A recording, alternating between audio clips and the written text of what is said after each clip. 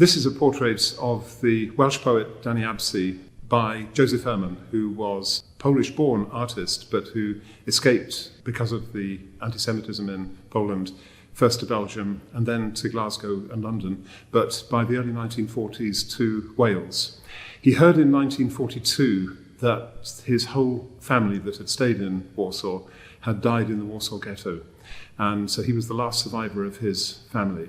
When he came to Wales in 1944, he decided that he would take as his main subject working people, and particularly the coal miners of South Wales. And therefore, this is perhaps for him a slightly less usual portrait because he's chosen a poet instead. The poet Dannie Abse is interesting as well because he came also from a Jewish family.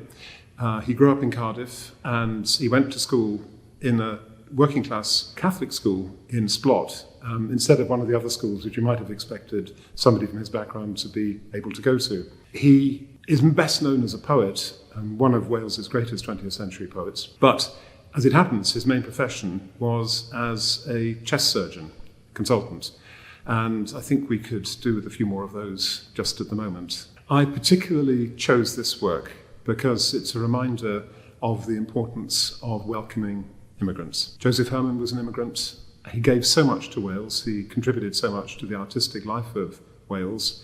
And we need to remember at this time when there is perhaps a wish sometimes to close borders and to close connections with Europe and the rest of the world, how important it is for us to have people and ideas crossing borders and sharing.